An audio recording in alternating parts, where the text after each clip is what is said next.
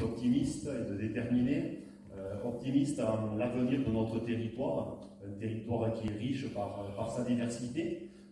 diversité géographique, un territoire fait de hautes montagnes, un territoire fait de plaines et d'urbain, un territoire également riche par son potentiel économique, puisqu'on trouve sur notre territoire, certes modeste en termes de superficie, une multitude d'activités économiques qui font notre richesse, de l'industrie aéronautique ferroviaire de pointe, de la céramique, également du tourisme d'hiver et d'été en montagne, du tourisme de plaine, de l'agroalimentaire, de l'artisanat, et bon nombre d'acteurs économiques qui font cette diversité, également cette capacité à traverser les crises, cette résilience, à pouvoir traverser les moments difficiles et offrir à nos administrés des opportunités pour se réaliser, pour s'investir dans la vie. Cette candidature, c'est également une candidature de conviction, une candidature de valeurs républicaines, comme le disait Sylvie. Je suis membre du Parti des radicaux de gauche, et donc quelqu'un d'engagé dans cette vie, qui est faite d'humanisme, d'universalisme. L'humanisme lui-même qui m'a fait me construire, me découvrir. Comme bon nombre d'entre vous, j'ai débuté mon engagement dans la vie publique au sein de l'associatif, tout jeune dans les conscrits, le comité des fêtes, et puis au sein de bon nombre d'associations. Et j'ai poursuivi cette aventure au sein de l'équipe municipale à Bordères-sur-l'Échesse dès l'année 2008, où j'ai été élu maire adjoint en charge de l'associatif et de l'urbanisme. Et je suis devenu maire en 2017. J'ai été réélu en 2020 et je suis également vice-président de la communauté d'agglomération Tarbes-Hautes-Pyrénées. Lui-même, l'associatif et ces investissements publics que j'ai pu mener successivement au cours de ma carrière ont été pour moi toujours un moment important de pouvoir rassembler autour de projets, aussi divers soient-ils, des femmes et des hommes d'horizons divers, des femmes et des hommes de convictions différentes, mais pouvoir rassembler tous ces gens-là autour d'un projet, les faire se réaliser, ça a toujours été pour moi une satisfaction et un plaisir. Et cet engagement public, je veux aujourd'hui le poursuivre pour mon territoire, pour notre département et notre circonscription en particulier, en me présentant à cette fonction de député. Une fonction certes nationale, puisque ça a été dit, un député, il vote les lois, il contrôle l'action du gouvernement. Un député représente aussi, en plus de ses convictions et de ses valeurs, il représente un territoire. Et c'est avec cette préoccupation permanente de représenter au mieux mon territoire à l'Assemblée nationale que je veux demain siéger dans l'hémicycle, comme l'a fait pendant 10 ans Janine et comme l'a fait avant Chantal.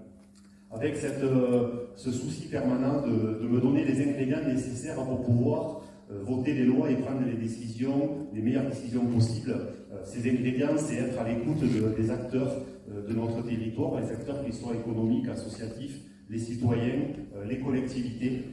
Et ce travail-là, je l'ai débuté pendant cette période de campagne, et puis déjà il y a quelques mois, et je le poursuivrai en permanence tout au long de ma fonction de député, une fonction que j'entrevois à 100%. C'est pour ça que je me suis également organisé d'un point de vue professionnel, puisque je suis gérant de 2 bureaux d'études, un bureau d'études spécialisé dans le bâtiment et un bureau d'études spécialisé dans l'eau et l'assainissement, 2 structures que je mène depuis maintenant 11 ans, puisque j'ai débuté ma carrière au ministère de la Défense à Arsenal de Tarbes. Je suis un ancien du GIAF. J'ai poursuivi au sein du ministère de la Défense jusqu'en 2011 et j'ai par la suite créé ma propre société. Aujourd'hui, comme je vous le disais, j'ai une vingtaine de collaborateurs sur ces 2 structures. 2 structures où j'ai positionné un responsable sur chacune d'entre elles depuis le 1er septembre, de façon à les accompagner et être prêt le 20 juin à m'investir à 100% dans ma nouvelle fonction de député. C'était pour moi important également de sécuriser et de pérenniser mes 2 structures professionnelles. Je suis convaincu que la richesse de mes entreprises, ce sont les femmes et les hommes qui la composent, les femmes et les hommes que j'ai embauchés tout au long des années et qui m'accompagnent encore aujourd'hui. Et je me devais aussi de les mettre sur les rails pour que dans les années qui vont suivre, que ces activités puissent continuer en toute sérénité, qu'elles puissent se développer, que chacun puisse s'épanouir au sein de ces structures-là. Donc c'était également pour moi une préoccupation de pérenniser tout ce potentiel humain qui fait la richesse de notre tissu économique. Ma candidature, c'est également une candidature digne de la confiance que m'accordent tous ceux sont autour de moi ce soir et ceux qui êtes nombreux dans la salle, la confiance d'un travail de proximité, la confiance d'un travail à l'écoute du territoire, et c'est dans cet état d'esprit que je me présente à cette élection législative. Je veux aussi, en me présentant aux électeurs, pouvoir mettre à profit par la suite mes expériences d'élu, je vous dis en tant que maire, en tant que vice-président, mon expérience de chef d'entreprise, donc avec cette vision du tissu économique de notre territoire, un tissu économique qui est composé majoritairement de très petites entreprises ou de PME, de petites et moyennes entreprises, ces entreprises qui font la richesse, qui font la diversité sur notre territoire, et j'en suis des leurs, et c'est avec cette vision de chef d'entreprise aussi que je veux demain siéger à l'Assemblée nationale et faire entendre ces entreprises-là qui développent de l'emploi, qui développent de l'activité et qui font de l'attractivité sur notre territoire. Et enfin, pour rappeler un petit peu, rebondir sur l'aspect politique de la candidature, je ne reviendrai pas en détail puisque Janine a déjà fait la présentation. Donc, vous avez bien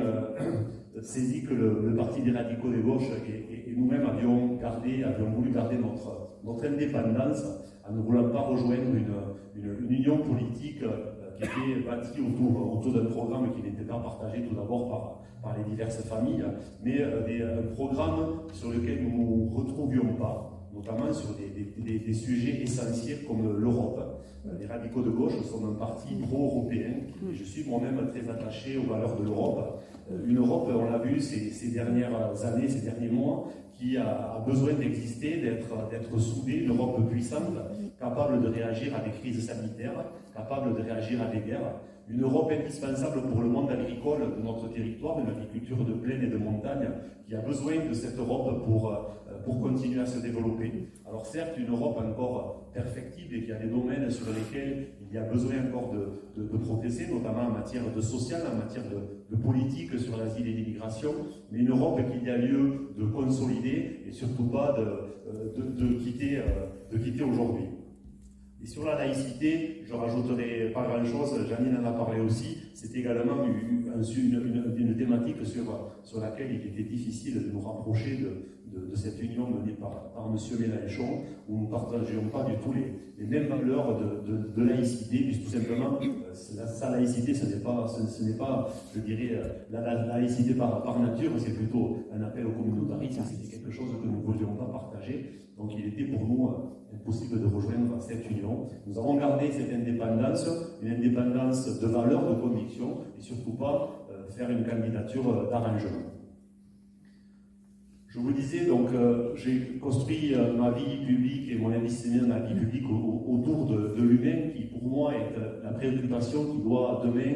mener toutes les réformes qui doivent voir le jour dans notre pays. Des réformes qui doivent mener notre société à être plus juste, plus solidaire, une société inclusive qui ne laisse personne au bord du chemin,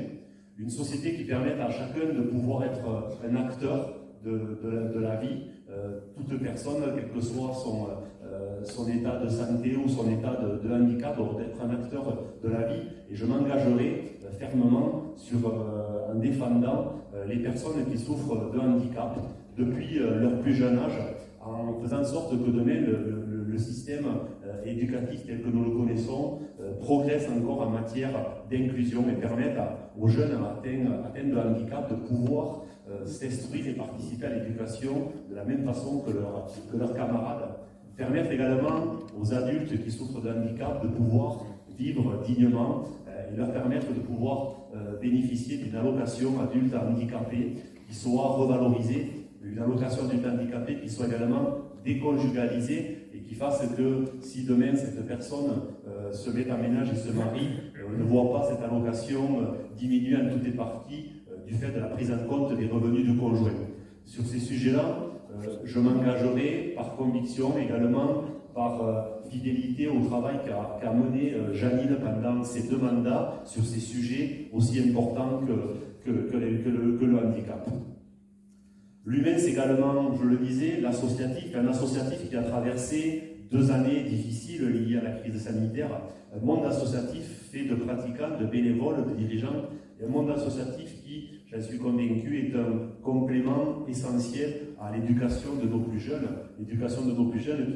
qui se fait au sein de l'école de la République, mais également au sein de nos associations. Et ce travail au sein des associations, ce sont des bénévoles qui le mènent, des bénévoles qui ont besoin d'être considérés, des bénévoles qui ont besoin d'être protégés. Dans un monde où aujourd'hui, chaque fois que l'on prend une décision, qu'on réalise un acte, qu'on soit élu ou dirigeant d'association, on s'expose directement, on s'expose pénalement. Il est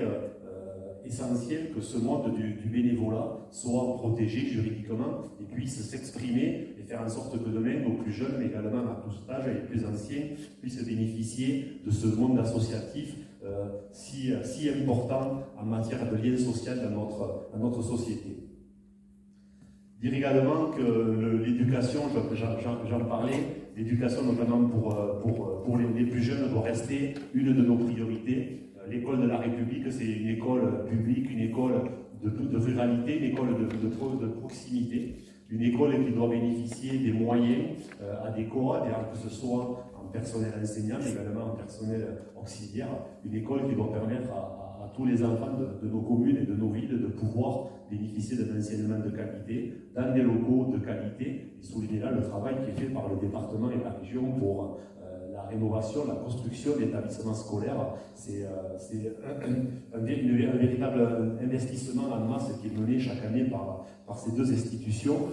Il manque aujourd'hui encore à l'État, dans sa fonction régalienne, de mettre les budgets nécessaires pour que demain l'éducation redevienne quelque chose en pointe dans notre pays et que l'on puisse former les jeunes de la meilleure façon possible. En fait, je voudrais, en parlant d'humanité, également parler de la fin de vie et dire quelle est pour moi l'importance que j'attache à cette proposition de loi qu'a menée Janine pendant ce dernier mandat. Et je voudrais également agir pour que le droit de mourir dans la dignité puisse enfin être établi dans notre pays, faire en sorte que chacun puisse choisir le moment de mettre fin à ses jours lorsque les conditions de vie deviennent insupportables. Alors je suis convaincu qu'il n'existe pas de principe supérieur dans notre République qui puisse obliger un patient à souffrir jusqu'au bout de ses jours. Je m'engagerai également sur ce sujet-là avec détermination parce qu'il est pour moi une des preuves du respect de l'humain au plus profond de nous-mêmes. Dans le contexte actuel, à la sortie de cette crise sanitaire et en pleine guerre en Ukraine, il est un sujet qui nous préoccupe et qui nous concerne à tous quotidiennement, c'est l'emploi et le pouvoir d'achat, des sujets qui font l'actualité et qui nous touchent chacun dans notre vie. L'emploi, c'est la formation, tout d'abord, amener un maximum de personnes à l'emploi, répondre aux besoins des entreprises. Et là aussi, souligner le travail qui est fait par les différentes structures de formation, également les institutions et la région. Mais je suis également convaincu que la formation doit, en termes de détermination des besoins et surtout au niveau des jeunes, doit évoluer et que l'on doit remettre en place cette liaison entre le monde professionnel et les étudiants, faire que demain les étudiants ne choisissent pas leur carrière professionnelle à travers une plateforme numérique dénommée Parcoursup, mais qu'on puisse permettre à nos jeunes de pouvoir toucher les métiers du doigt, qu'ils puissent découvrir les carrières professionnelles qui existent, les différentes filières existantes, et que demain les choix d'études, les choix de carrière puissent être faits en toute connaissance de cause. Je pense qu'il y a besoin d'humaniser une fois de plus cette liaison entre le monde étudiant et le monde de l'entreprise. De nombreuses initiatives sont faites, y compris sur notre territoire. Il y en avait encore il y a quelques semaines à Argelès avec le salon Equivag, où bon nombre de lycéens ont été conviés à rendre visite à des professionnels qui exposaient, de façon à pouvoir découvrir des métiers, découvrir des filières, des carrières, et donner du sens à leurs études. Je pense qu'il est important, et au niveau local, il en est la preuve, puisque notre industrie aujourd'hui aéronautique ou ferroviaire est en pénurie de recrutement, en pénurie de compétences adaptées, et il est malheureux de pouvoir aujourd'hui répondre à cette demande et d'avoir des jeunes qui cherchent des débouchés professionnels. Également, dire mon engagement à défendre le monde de l'entreprise, puisque je suis chef d'entreprise, mais pas le défendre non plus à n'importe quel prix. On entend parler depuis quelques semaines, bien entendu, de salaire minimum, donc certains annonçant des sommes à tout va. Je suis effectivement déterminé à ce que le salaire minimum soit revalorisé autour de 1 500 €, mais c'est surtout pour moi pas un aboutissement. Le salaire minimum, c'est une valeur, mais c'est surtout la revalorisation du travail, la revalorisation des salaires qui doit être enclenchée. Cette revalorisation des salaires, elle doit se faire à travers un véritable contrat de confiance entre les entreprises et l'État, un contrat d'objectifs réciproques qui fera que demain, les entreprises, les TPE, les PME, les entreprises qui développent de l'emploi, les entreprises qui permettent à des personnes d'acquérir des compétences à l'interne, puissent bénéficier d'aménagements fiscaux, d'aménagements en matière de cotisation, et qu'elles puissent valoriser les salaires de leurs salariés, puissent valoriser les carrières. Bien entendu, ça sera des contrats qui devront être des contrats d'objectifs, des contrats moraux qui prendront en compte les formes d'entreprise, la gouvernance d'entreprise, et qui n'auront pas pour but d'aller rémunérer des entreprises cotées au CAC 40 et qui rémunèrent leurs actionnaires. Et je suis optimiste pour ce monde de l'entreprise, de la petite entreprise, qui apportera demain sur notre pays, mais également sur notre territoire, une attractivité supplémentaire qui amènera de l'emploi, qui amènera des familles à venir se fixer sur nos communes et sur nos villes. Et c'est un monde vers lequel j'engagerai ma détermination. Également, en parlant de pouvoir d'achat, parler de retraite, puisque c'est un sujet là aussi d'actualité, et puis un sujet essentiel. Parler retraite en étant surtout pragmatique et se poser les bonnes questions. Est-ce qu'il est nécessaire aujourd'hui de réformer en profondeur le système de retraite tel que nous l'avons aujourd'hui? Si l'on se fie aux études du Conseil d'orientation des retraites,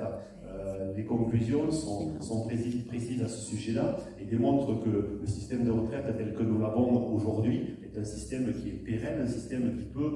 perdurer encore de nombreuses années, puisque même si le nombre d'inactifs va augmenter, les revenus d'activité augmentent également, la compensation était suffisante et notre système de retraite est équilibré. Je suis par contre favorable à ce que ce système de retraite soit réformé de manière humaine et que demain le calcul des pensions de retraite et l'âge de départ en retraite prennent en compte les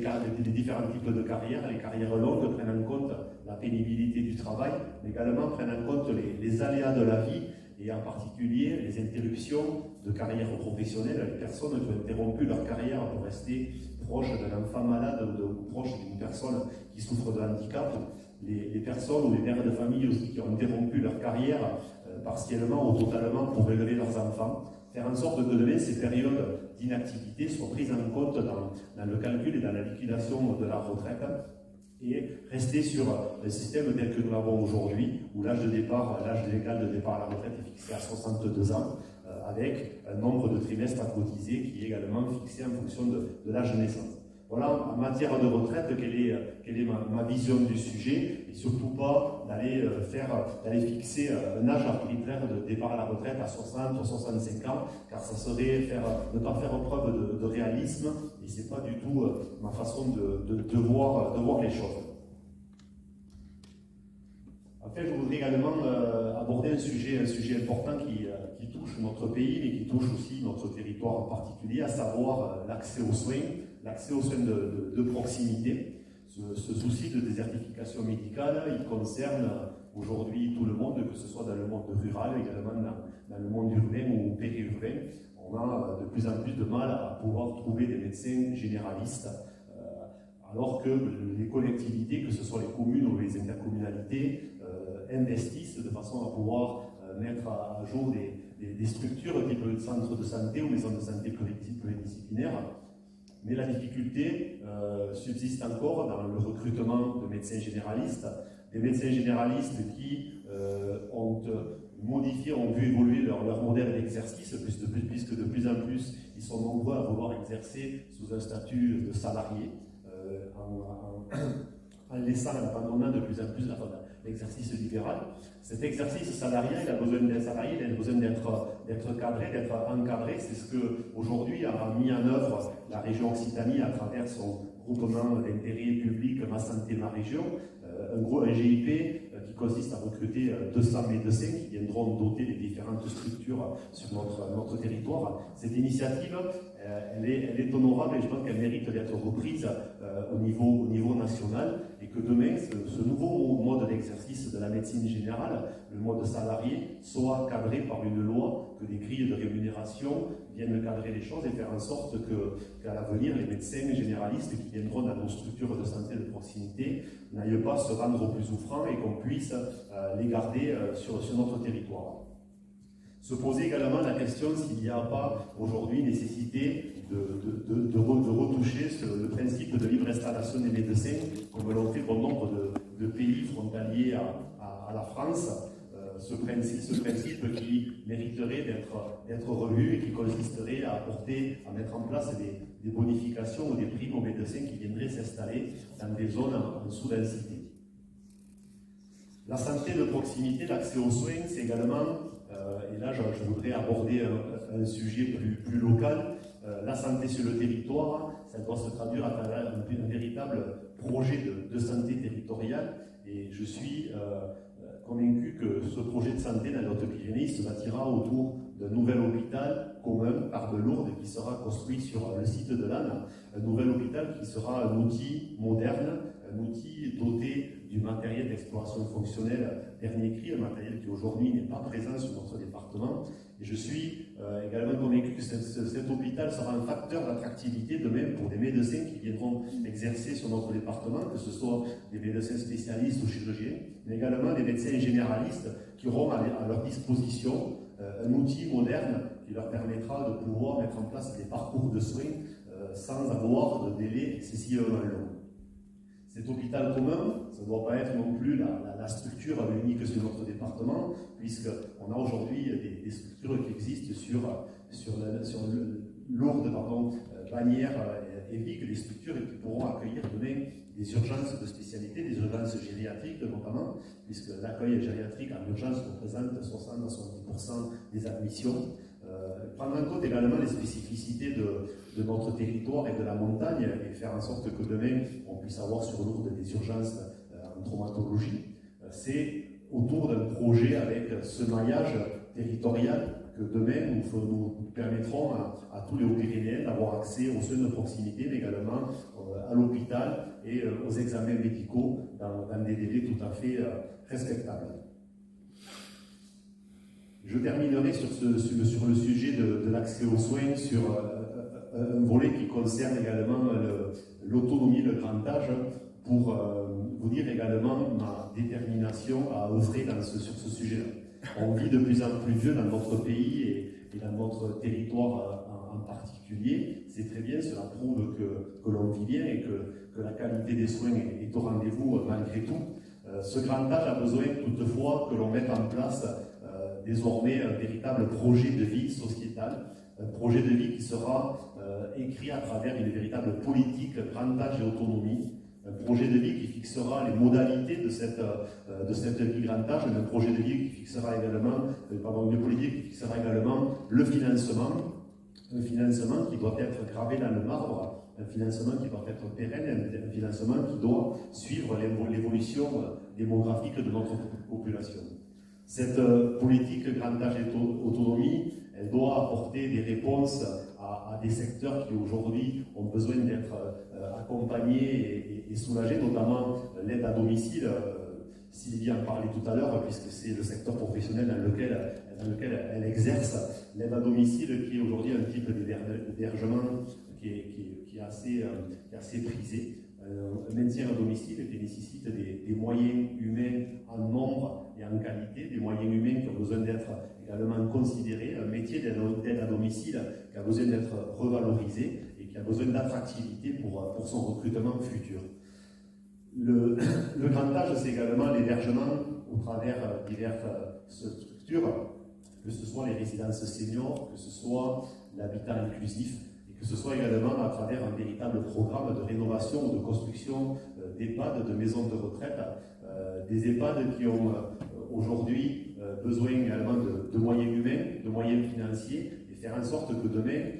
l'hébergement des personnes âgées reste public, faire en sorte que le privé, tel qu'il a pu s'en emparer ces dernières années, ne transforme pas l'hébergement des personnes âgées en un produit d'investissement, en un produit spéculatif, tel que nous l'a démontré l'exemple d'Orpea ces dernières semaines. Et enfin, dire que cette politique grand âge et autonomie, c'était une promesse du candidat Macron en 2017, on arrive en 2022. J'espère que demain ce sujet occupera le Parlement, un sujet qui est essentiel, un sujet qui devra prendre en compte, et je le disais tout à l'heure, l'évolution démographique, puisque dans 30 ans, nous aurons quasiment doublé la population âgée sur notre territoire, et c'est très bien ainsi. Donc il est urgent et important de faire preuve de réalisme et de bâtir dès aujourd'hui ce véritable projet de deuxième vie pour nos seniors. Je le disais dans ma présentation, je suis un élu de proximité, je suis maire de Bordera-sur-les-Chasses et je suis très attaché à l'autonomie de nos communes, au dynamisme de nos collectivités, très attaché à une véritable décentralisation et faire en sorte que demain, les collectivités pour lesquelles nous sommes nombreux à être ici élus puissent retrouver leur faculté de développement et leur faculté d'entreprise et d'autonomie. Cette autonomie, elle passe à travers des compétences aussi importantes que la maîtrise du foncier, de l'urbanisme, la maîtrise de l'eau et l'assainissement, autant de leviers qui doivent rester, à mon avis, aux mains des communes, des leviers qui permettront à chaque commune ou intercommunalité de pouvoir construire un projet local de développement, un projet qui sera bien sûr bâti en concertation avec le monde agricole,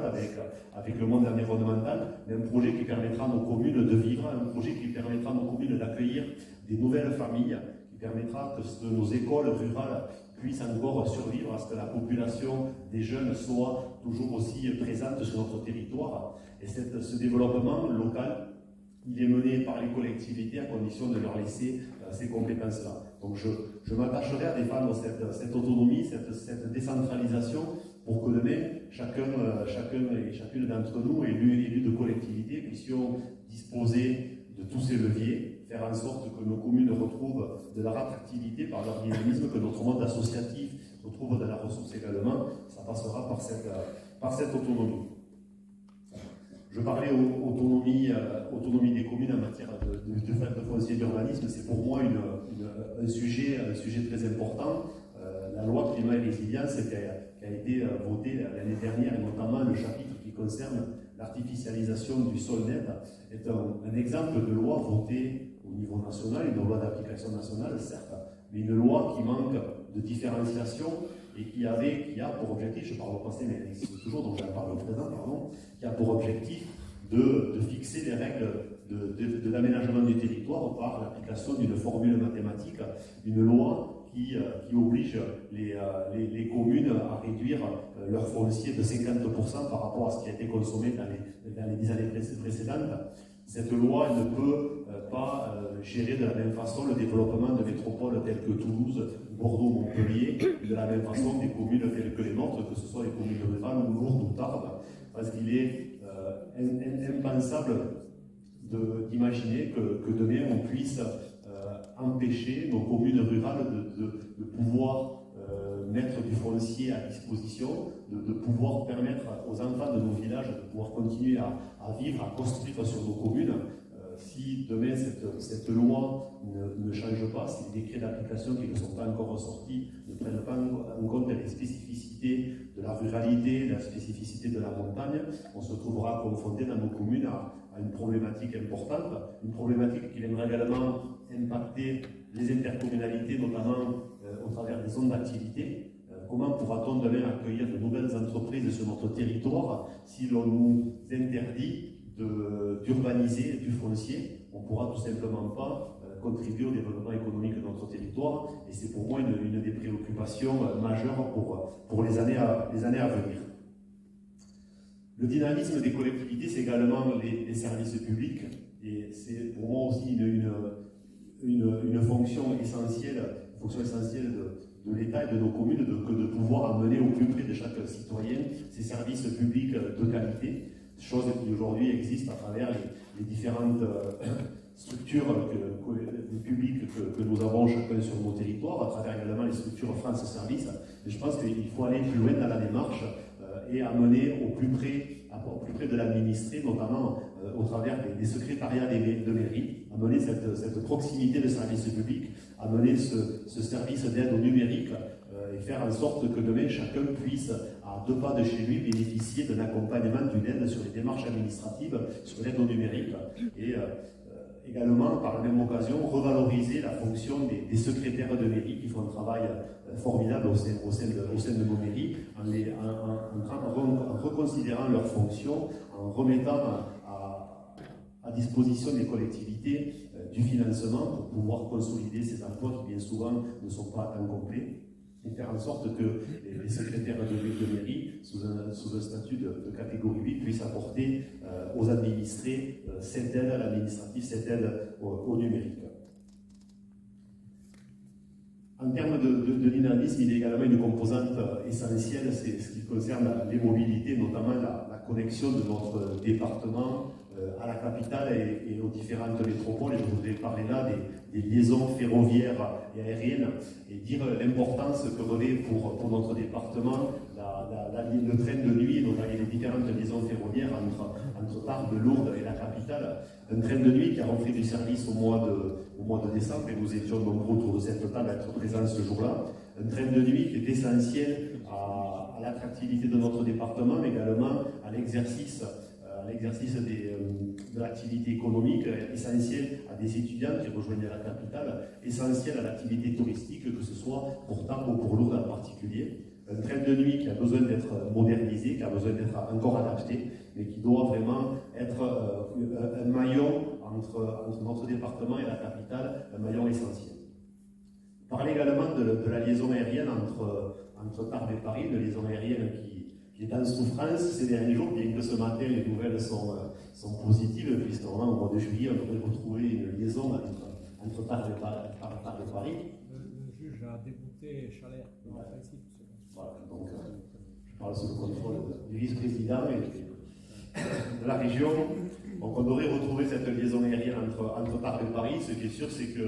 c'est pas un combat gagné d'avance. Il faudra rester vigilant et faire en sorte que demain, cette concurrence installée par nos voisins béarnais entre les aéroports de Pau et Tarbes ne soit pas préjudiciable à l'un d'entre eux, mais qu'au contraire, on puisse demain pouvoir imaginer une exploitation commune avec la même compagnie et des tarifs équivalents sur 2 plateformes aéroportuaires qui doivent rester les 2 en fonctionnement, que ce soit sur Tarbes et sur Pau, puisque toutes les 2 remplissant des objectifs bien différents. Je vais parler d'un sujet que connaît bien Jean-Louis Casovon en tant qu'ancien président de la Chambre d'agriculture. Donc une agriculture qui est omniprésente sur notre département, une agriculture qui est source de richesse et d'emploi, une agriculture qui est aussi en souffrance tout simplement comme l'est l'agriculture au niveau national, puisqu'en 30 ans on a perdu en France plus de la moitié des exploitations agricoles. C'est un phénomène qui se trouve également sur notre territoire, un phénomène qui est lié à divers facteurs. L'âge des exploitants agricoles, puisque aujourd'hui 40% des exploitants agricoles ont plus de 55 ans, c'est-à-dire que toute une génération fera valoir ses droits à la retraite dans les années à venir, et la succession est aujourd'hui assez difficile, puisque uniquement une exploitation sur 3 est reprise. Une reprise d'exploitation qui est souvent difficile, y compris pour les descendants, puisque l'accès au foncier, notamment les frais de succession, sont bien souvent un écueil à cette reprise de l'exploitation familiale. Et je pense qu'il sera important demain de pouvoir mettre en place des aménagements et des facilités en termes de succession pour que les exploitations familiales puissent continuer à exister, et faire en sorte que sur notre pays et sur notre département en particulier, cette agriculture familiale, cette agriculture de proximité, cette agriculture de qualité puisse continuer à exister. Une agriculture qui évolue, une agriculture qui se diversifie, des modèles différents de l'agriculture biologique, de l'agriculture traditionnelle, de l'agriculture circuit court. Je pense qu'autant de modèles qui ne conviennent pas d'opposer, mais au contraire des modèles de production agricole qu'il faut mettre en complémentarité pour faire en sorte que demain chacun puisse travailler, chacun puisse vivre de ses revenus, que chacun puisse répondre aux besoins. Une agriculture qui devra également prendre le virage de la transition énergétique, un virage qui a déjà été pris, et faire en sorte que cette transition énergétique, cette évolution écologique soit un levier de développement pour le monde agricole et non pas des contraintes qui viendront rendre l'activité de plus en plus difficile. Je le disais, une agriculture variée, une agriculture faite de pastoralisme, une agriculture de plaine, une agriculture faite également de viticulture, autant de domaines différents sur notre territoire qui en font la richesse mais qui ont besoin d'être protégés. Un pastoralisme qui est essentiel à nos montagnes. Le pastoralisme, c'est l'entretien des montagnes, c'est l'entretien des chemins. Ce pastoralisme, il doit être sauvegardé. Il en va de la qualité d'accueil de nos montagnes qui sont un facteur de tourisme indispensable. Ce tourisme, il est également bien présent sur notre département, un tourisme d'hiver, un tourisme d'été, un tourisme qui a lui aussi traversé une période particulière depuis 2 ans, et un tourisme qui reprend de son dynamisme, et un tourisme qui a encore besoin d'évoluer pour répondre à de nouvelles demandes, un tourisme qui a besoin de s'adapter aujourd'hui à de nouvelles pratiques. On a la chance sur notre territoire d'avoir des installations de qualité. Je pense notamment au thermalisme, le secteur du thermalisme qui est un secteur en pleine mutation, puisque les demandes évoluent, un secteur qui doit s'adapter et qui demain pourra continuer à favoriser l'attractivité des touristes sur notre département. Le tourisme, c'est le travail des institutionnels, c'est le travail des collectivités, c'est le travail des socio-professionnels. Et je voudrais dire là, saluer là tout ce travail collectif qui est fait pour notre département, créateur d'emplois, aujourd'hui qui sont de plus en plus difficiles à pourvoir, puisque les saisonniers deviennent de plus en plus une denrée rare. Je pense que là aussi, il sera important qu'à l'avenir,